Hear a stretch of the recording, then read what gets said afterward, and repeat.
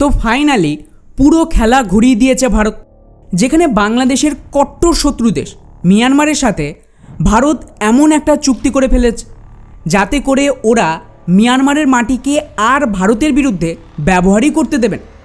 অর্থাৎ সহজ ভাষায় যত ইনসার্জেন্সি রয়েছে ভারতের নর্থ ইস্টে, যাদেরকে কিন্তু বাংলাদেশও সাপোর্ট দেওয়ার কথা বলেছিল, তো তাদের বিরুদ্ধে এবারে একটা বড়সড় অ্যাকশান শুরু করবে মিয়ানমার আর ভারত মিলে। আর শুধু তাই নয়, এখানে আরেকটা বড় ধামাকা হলো। এতদিন তো আমরা এটাই জানতাম যে মিয়ানমার সম্পূর্ণ প্রো চায়না, স্পেশালি ওদের সেনাবাহিনী, কিন্তু এখানেও একটা পাল্টা দান চেলেছে ভারত, যার আওতায় এই মুহূর্তে চীনকে লাথি মেরে মিয়ানমারের সেনাবাহিনী ভারতের সাথে হাত মিলিয়েছে এবং ওরা ভারতকে এমন কিছু দেবে যাতে ভারতের পুরো ভবিষ্যৎই বদলে যেতে পারে, যাকে নিয়ে আমাদের দুই প্রতিবেশী চায়না আর বাংলাদেশ দুজনেই মারাত্মক ক্ষেপে রয়েছে।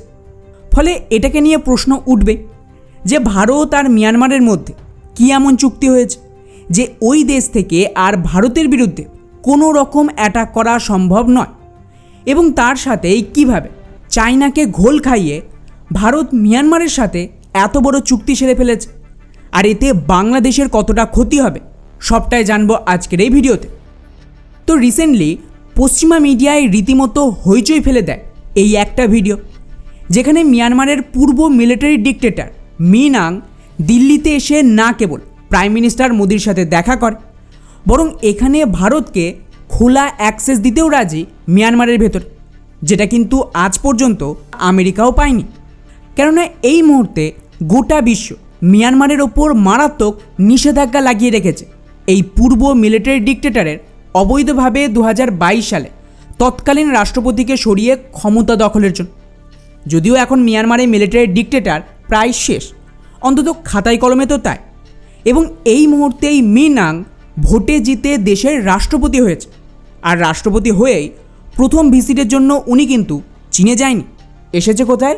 ভারতে।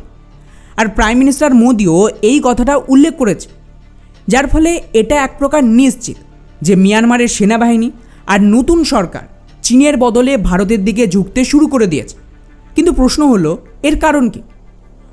মিয়ানমারের কিছু ইন্ডিপেন্ডেন্ট মিডিয়া একটা রিপোর্ট পাবলিশ করেছে যে মিয়ানমারের ওপর নিষেধাজ্ঞার কারণে, যেহেতু ওরা গত কয়েক বছর চীনের ওপর নির্ভরশীল হয়ে পড়েছিল এবং তার ওপর গোটা দেশে গৃহযুদ্ধ হচ্ছিল, তো সেই সুযোগে চায়না কী করে, মিয়ানমারের জমি ধীরে ধীরে দখল নিতে শুরু করে দেয়। ফলে মিয়ানমার বুঝে গেছে চীন কত বড় ধোঁকাবাজ, তো স্বাভাবিকভাবে এর কাউন্টারে একমাত্র ভারতই আছে যারা কিন্তু ওদেরকে সাহায্য করবে। আর ভারত যদি মিয়ানমারের নতুন সরকারকে মান্যতা দেয়, তাহলে বাকি বিশ্ব ধীরে ধীরে তাকে অ্যাকসেপ্ট করে নেবে, যার আওতায় এখন মিয়ানমারের রাষ্ট্রপতি ভারতে এসে একাধিক বিষয়ে চুক্তি করেছে, যার মধ্যে গুরুত্বপূর্ণ হলো মিয়ানমারের ভেতরে প্রচুর পরিমাণ ভারত বিরোধী গোষ্ঠী কাজ করছে, যাদেরকে কিন্তু আমেরিকা আর চায়না ফান্ডিং করে। এরাই তো মণিপুরেও অ্যাক্টিভ রয়েছে, এবং ভারত যখনই এই নর্থ ইস্টে এদের বিরুদ্ধে ক্র্যাকডাউন করে, ওরা কি করে, মিয়ানমারের ভেতরে পালিয়েছে। তো এর বিরুদ্ধে এখন মিয়ানমারের সরকার সাফ জানিয়ে দিয়েছে ওরা নিজেদের জমি ভারতের বিরুদ্ধে ব্যবহারই হতে দেবেন। আর কিছুদিন আগেও ভারত কিন্তু মিয়ানমারের মাটিতে একটা ড্রোন স্ট্রাইক করেছিল, তো সম্ভাবনা রয়েছে যে এখন থেকে এই ধরনের অপারেশনে মিয়ানমারের সেনাও ভারতকে সাহায্য করবে। আর এতে মণিপুরের যে সমস্যা তার সমাধানও অনেকটাই সুবিধা হবে। এছাড়াও দ্বিতীয় ফায়দা হল, এখন মিয়ানমার যেহেতু সম্পূর্ণ ভারত ঘেঁষা হচ্ছে, তো এটাকে কাজে লাগিয়ে আমরা কিন্তু বাংলাদেশের বিরুদ্ধেও একটা ঘেরাও তৈরি করতে পারব। কারণ এবারে ভারত ধীরে ধীরে মিয়ানমারকে সামরিক হাতিয়ার দিয়ে শক্তিশালী করার সাথে মিয়ানমারকে ব্যবহারও করতে পারবে বাংলাদেশের আরেকটা সীমান্ত অ্যাক্টিভ করার জন্য। আর এটা জরুরি, কারণ আগামী 2-3 বছরে যখন অবৈধ বাংলাদেশিদের বড় মাত্রায় বাংলাদেশে ফেরত পাঠানো হবে, তখন কিন্তু এই পদ্ধতিটা কাজে লাগবে।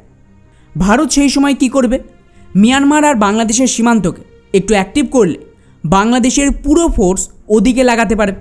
এতে ভারতীয় সীমান্ত খালি থাকলে ভারত পুশব্যাক করবে কাংলুদের খুব সহজে।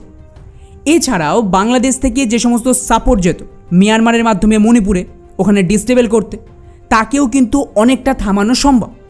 তৃতীয় ফায়দা হলো, ভারত মিয়ানমার হয়ে ডিরেক্টলি থাইল্যান্ডে যাওয়ার জন্য একটা রোড তৈরি করছে, যার কিন্তু 70% কাজ অলরেডি হয়ে গেছে আর 30% বাকি ছিল। কিন্তু এখন এই নতুন সরকার আসার ফলে ভারত ওদের সাথে পুনরায় বাকি কাজ সম্পূর্ণ করতে পারে। এতে আমাদের নর্থ ইস্ট ভারতের সাথে মিয়ানমার হয়ে থাইল্যান্ড সহ পুরো এই এরিয়ার বাকি সমস্ত দেশের সাথে বাই রোডেই ট্রেড করতে পারবে। এতে কিন্তু ভারতীয় নর্থ ইস্ট একটা ট্রেড হাবে পরিণত হবে।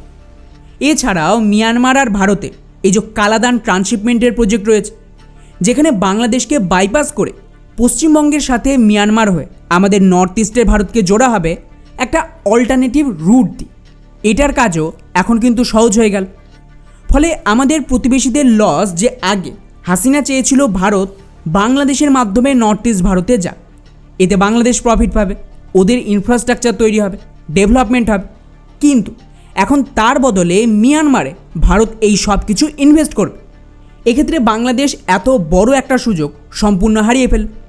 আর সবচেয়ে বেস্ট পার্ট, মিয়ানমারে কিন্তু প্রচুর পরিমাণে খনিজ সম্পদ রয়েছে, যার ওপর আমেরিকার নজর আছে। আর চায়নার কথা কি বলবো, ওরা তো ইতিমধ্যেই এগুলো লুট করছে। তো স্বাভাবিকভাবেই আমেরিকা তো নিষেধাজ্ঞা লাগিয়ে সুবিধা পায়নি, আর চায়না ওদের সীমান্তের জমি দখল করে নিজের পায়ে কুড়ুল মেরেছে। এই সুযোগে ভারত এর পুরো ফায়দা নেবে। ফলে মিয়ানমার কোনো সাধারণ দেশ নয়, ওরা ভারতের জন্য এই রিজিয়নের সবচেয়ে বড় স্ট্র্যাটেজিক পার্টনার। আর ফাইনালি ভারত সরকার মিয়ানমারের চায়না আর আমেরিকাকে ঘোল খাই নিজেদের খুঁটি গেড়ে ফেলেছে।